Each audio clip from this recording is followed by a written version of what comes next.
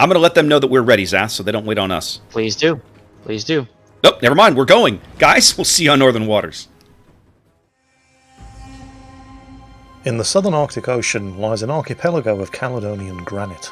Frigid and foreboding, these frozen rocks and sparse fauna will shortly become unwilling witnesses to the rigours of naval combat. This is Northern Waters. Northern Waters is a 42 by 42 kilometre domination-style map with 3 cap points running in a line from west to east. The Alpha cap is on the left, Bravo is in the centre, and Charlie is on the right. Capture Area Alpha is isolated from the map centre by 2 large islands along the eastern edge. These islands provide limited cover for radar cruisers who may want to deploy nearby, while a narrow channel connects the cap to the middle of the map. In the centre, Cap Bravo contains hard cover in the centre for intrepid destroyer captains hoping to secure control. Just like the Alpha Cap though, there are islands along the eastern edge that provide at least some cover for radar cruisers to defend from. The scattered islands in and around Cap Charlie create challenges on both offence and defence. Not only do they constrict the movement of battleships in the area, they provide places for lighter units to take shelter behind and launch ambushes from. 18 ships, 2 teams, 1 victor. It's time to play Northern Waters.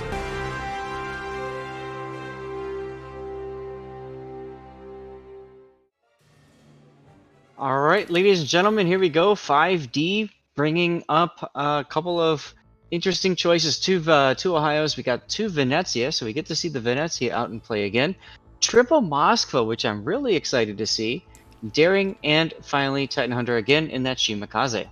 TNG making some lineup changes of their own, opting for a Kerr first instead of a Kremlin this game, sticking with Late Lights Yamato, swapping to double Venezia, Imperator Danny in a Venezia now, and then, of course, 2 Moskvas, Stalingrad on the ban list, so opting for the next best thing, basically.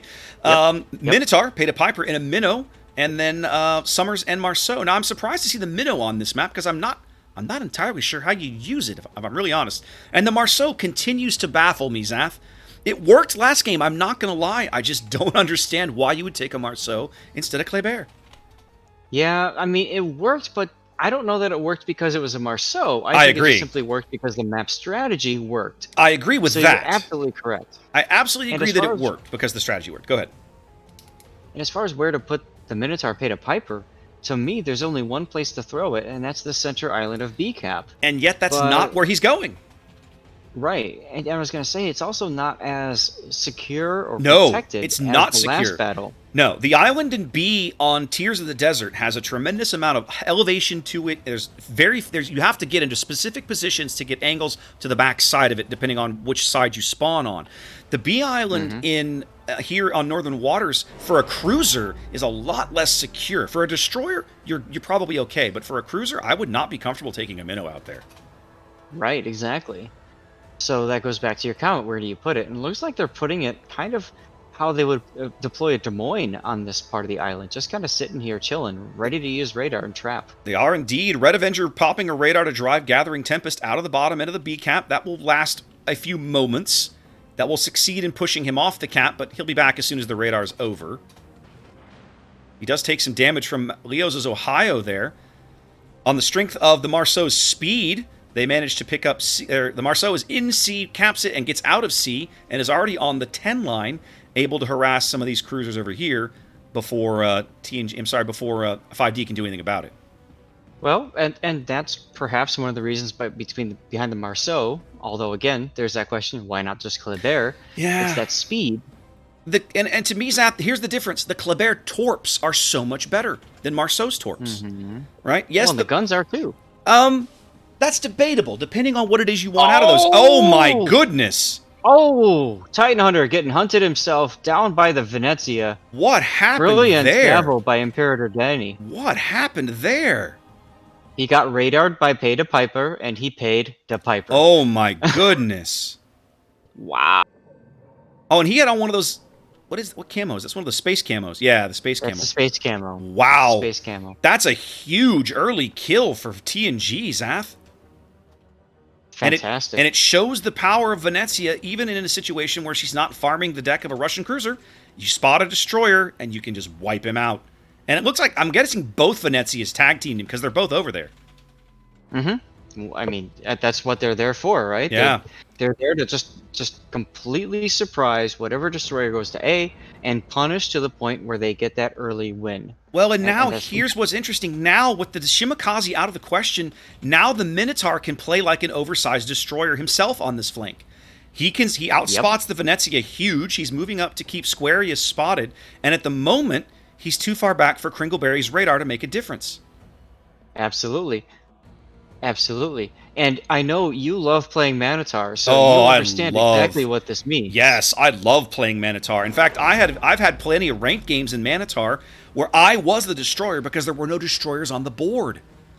And it can be highly effective, but I will say it's not an easy ship to play. At the skill level these teams are playing at, I expect Peta Piper to know what he's doing, though. Absolutely. Maxwell taking a couple of torpedoes, looks like possibly Summers torps. Oh, he might take a third here from this extra salvo coming in. Definitely Summers torps. Depends on if the question if got the range or not. Based off the first two, they do. It's certainly got the line for him to take at least one more here amidships. He's going to take it. Yep. But he gets lucky, no flood. Oh, torpedoes on Squarius. Nope, he's fine. But of course, they're going to continue on towards Maxwell. TNG picks up the C-Cap on the Marceau. We talked about that. The Summers, as we intimated earlier, that's Gathering Tempest, does finally bag B once the Moskva radar evaporates. TNG moved up, Peta Piper moved up to try for the A-Cap, didn't get it, decided it wasn't worth it, as now TNG is moving up 2 caps and has a lead on ships. I'll tell you what, he took a significant risk there. Leo's fired off a full salvo. They'll missed, but if they connected, oh doggy. Well, anytime you get shot at a Minotaur by almost anything, it's a risk. That's just the way Minnow plays. Yep. You basically have to go in there knowing you're going to be shot at, and it's just a mini game. How much damage can I do before I get killed? Well, for the moment, TNG is making this work. They have pushed Wraithguard, 5D's Wraithguard up into the top end of C. Moskva radar now going to drive him off. Let's pull up TNG's view to see how long they get eyes on him. There we go. Wraithguard Fury bringing in shells too. Yep, Wraithguard is covered from the Marceau shells. The Marceau, actually, now that they're going to push him north, he won't be. They've lost him on radar now, but they at least keep him off the cap just that much longer. That's just that many more points that tick up, that much more pressure that falls on 5D to make a play. And at the moment, 5D has no cap right now. At the moment, I'm not. They feel like they're floundering a bit, Zath. Like they're not sure how to react after the loss of the Shimakaze. I mean, it's really hard. It's not just a destroyer. It's not just a torpedo boat. It's the vision. It's the vision. Yeah, you lose that vision, and that becomes critical. Gathering Tempest laying smoke for Peta Piper's Minotaur. Ingo McCringleberry now pushing into that island. He's just about into radar range. He knows almost. It and he's ready. Imperator Danny, though, is ready for him with that SAP at pretty long range. That will penetrate his deck. Now that radar, if Kringleberry pops his radar right now, he'll catch the Summers, but I don't think he'll catch the Minnow. There comes the radar. He is catching them both. The Minnow is broadside. He's ready for the Minnow. He's ready for the Minnow. This could be bad. It's a hit, but it's not catastrophic. Minnow can take that with her ridiculous heal. Worse. Yeah, that could have been way worse. It is going to succeed on pushing them off this cap, but truthfully, Zat, they don't need this cap. Although I will say, here comes 5D now. They've pushed Wraithguard back into C. And now they're pushing the Venezia Moskva pair through the B cap. Yep. Torpedoes coming on Maxwell. Leo's. He's going to take at least 1, 2. He's going to take 2. He'll be alright, though. Ingo McCringleberry now curling in, taking a very advantageous position there. It's a very strong spot to be in a Moskva. It's basically going to keep them out of that cap forever. They'll almost never be able to get back in there. Yep. They push Wraithguard off yet again, but I don't believe they're going to be able to prevent 5D from picking up B. At the moment, that's just going to stop the bleeding, right? Because, I mean, when that cap ticks over, 5D's still going to be 450 points down. They'll be okay. Well, I mean, maybe they will, but they got a huge mountain to climb, Zath. They got time to do it. We're not quite to the halfway mark of the match. Oh, Peta Piper just lost half his health, but that's okay. That's a Minotaur. He'll fix it. He's got that iFixit button. Yep, that's how Minotaur works. The Venezia Torps, the Summers Torps, all seeking out Maxwell as he continues to move down the 2 line. Venezia is going in on the Ohio as well. If they can pull the Ohio off the board, Zath, they might be able to push the Moskva and the Venezia out. Oh, Marceau dies from my flooding. Goodness gracious. They torpedoed the Marceau. Look at that. That's a big kill. Almost as big as the Shimakaze kill. Yeah, one of the problems of the Marceau and Kleber is you're so fast, it's very easy to just sail right into torpedoes. Indeed. Speaking of torpedoes, Maxwell takes another one on the bow with a flood that sticks for the moment.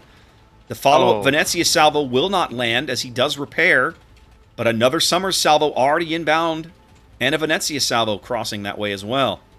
Yep, and he just took a big hit from, I think that's Venezia SAP as well. Leo's is out of this battle. He's going out eventually. It's a question of whether it's the Torps or the SAP that gets him. It's going to be the SAP. It's going to be the SAP. The Venezia's tag team him. TNG retains that big lead now. 5D down a battleship to go with their Shimakaze. 5D needs to do something at sea at this point. Oh, Velociraptor taken out of Moskva. Red Cool. Yes. Red Cool's been under a lot of pressure, but those shells apparently just pushed right through his bow at the angle Red Cool had. That must have just been Ohio shells saying, "Lol, we don't care about your bow armor." Well, there is that little area of weakness at medium to long range, which is about what we're looking at right here. Indeed. TNG's lead kind of getting whittled down a little bit here.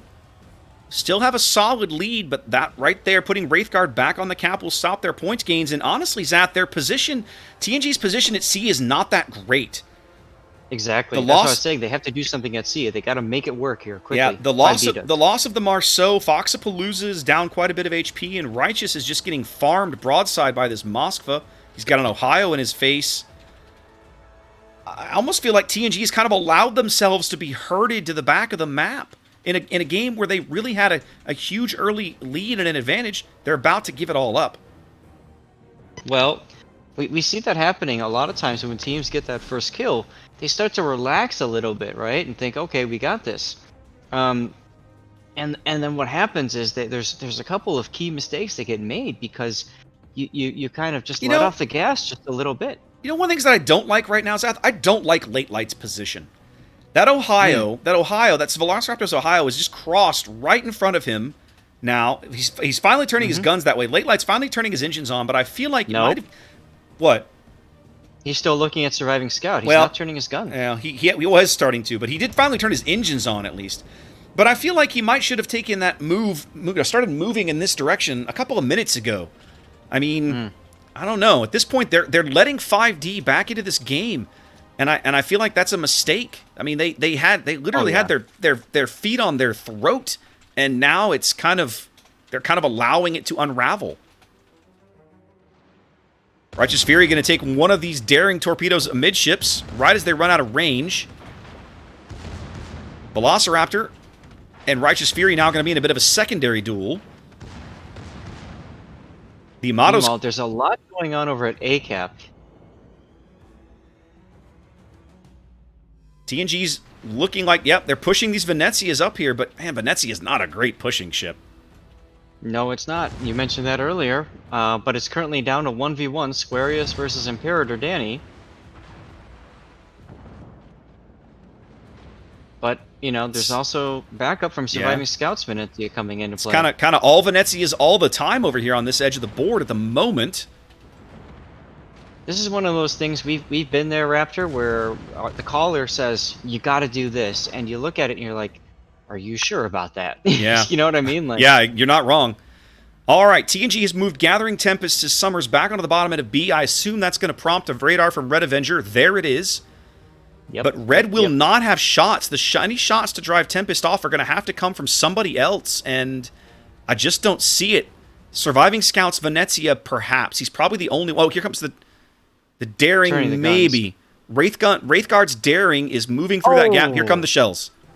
Oh, Squarius loses that fight there. He takes a torpedo in the rear.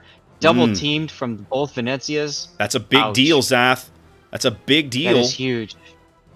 That is huge. Are you sure about that? Becomes great call. Yeah, yeah. The secondary duel continues between Velociraptor and Righteous Fury. Summer's torpedoes on Velociraptor do not materialize. They do manage to get a reset on Tempest. Not sure from who, but it did happen. Foxapalooza is really low in the Moskva, but he's also really far south. Yeah, they're going to have a hard time hitting him down there. I think they're going to lose Righteous. They need this B cap. And they need to finish up cleaning up McCringleberry over here at A. They've got to make this happen. Like, the A cap needs to go. They need to pick up this A cap. Oh, Danny just takes a big hit. He's pretty low.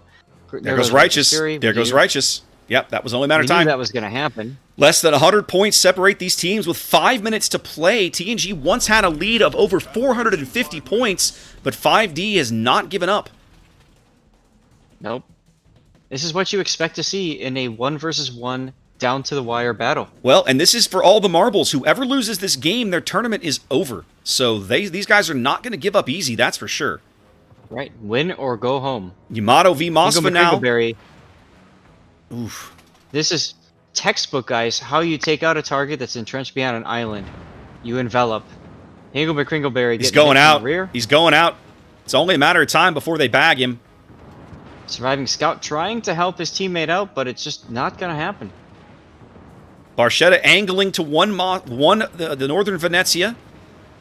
Waiting for his turrets to reload so he can finish off McCringleberry. There it is. That will allow... McCringleberry wasn't even looking at Barchetta. No. That will allow TNG to pick up the A cap, and they're going to need it because they just lost control of B. Mm-hmm. Barchetta now goes ahead and makes Inky, turns his way towards A cap so he can safely grab that cap. And now, Late Lights Yamato looks like he's going to try to get into the B cap. They're radaring Tempest. They're going to kill Tempest. They push the Moskva up. There it is. They push the Moskva up, bag Tempest. TNG absolutely back into this game as they have they're still down points. I'm sorry, 5D back in this game. They're still down points, but they're going to catch up very quickly. 3.5 minutes to play here on Northern Waters. They are both in this game. You're damn right. This is still anybody's game, and we cannot forget about the Moskva still lurking on the bottom end of the map. But I assume Foxapalooza's out of heals. He's on 1900 HP. If he would have healed, he would have done it by now. Yeah, he would have done it by now, surely. Now, Late Light, I don't think he knows. Yeah, they've just figured out where the Ohio is. This could be a very, very rocky position for Late Light because he also has a destroyer in front of him. That's the surviving destroyer on the board. That's Wraithguard's Daring. And they don't know where he is. Shots coming in. Shots coming in on Foxapalooza. 34 HP. There it goes. Yep. Dad with the kill. 5D moves out. Dad. That's right. 5D moved out to their first ship kill and first lead of the game. A game they were down over 450 points. Now, Red Adventure does have the ability to pull forward and citadel the Yamato, but keeping him in check is Barchetta in the Venezia and Peta Piper in the Minotaur. If they can, they're going to be able to do good work against the Moskva. I assume, but man, Late Light's on double fires now. He's trying to bag Surviving Scout's Venezia. Full salvo out. That looks pretty good from here. Oh my goodness. Surviving Scout takes a huge hit. But he's got some island cover, but I think they're going to get Late Light. Now, Late Light's got Ohio secondaries. He's got Dad's Moskva HE shells. Here comes more SAP. He's going out. That's it. They're going to get Late Light. Remember, that Ohio's got fantastic secondaries. Yes, it does. Very good fire chance capabilities. I just... What? Red Adventure, 692. Done. He's off the board now. Wow. And so now, Peta Piper's Minnow becomes a very interesting piece. Because if he can spot Wraithguard and bag a kill, that could be huge. But it's just, I don't know. Without the power projection of a battleship, I don't know that TNG... No, that's it. That's it, Zap. Yep. TNG's out of this game. That's it. 5D has come back from a huge deficit, and they're going to win this game. 60 seconds on the clock. I just don't see a way they can get... I don't see a way that TNG can get out of it. And look at Surviving Scout's position there. He's ready for if and when they come out the channel. Which, make no mistake, guys, in order to win, TNG at this point has to come out of that channel. Yeah, it's not going to happen. They can't. They'll just get dead. It's going to be a get dead. Yes, it's going to be Yeah. a bloodbath. Exactly. Barchetta needs to have his smoke available. If he can make Inky as he leaves, he'll be fine. That's his only hope. I don't think he's going to get there. The Moskva's got a great angle on him. Look at that. AP Salo's coming in. 35 seconds in the game. There he goes. That's it. That's it. And the 1 minute left. surviving ship, Pay to Piper's Minotaur, it's not going to be enough. 5D is going to win this game. And we'll be moving on momentarily to see them take on GGWP. As TNG, their tournament will be over. Yep, Pay to Piper giving up. He's shooting at the island. He's daring the Ohio to kill him. He's going out honorably here.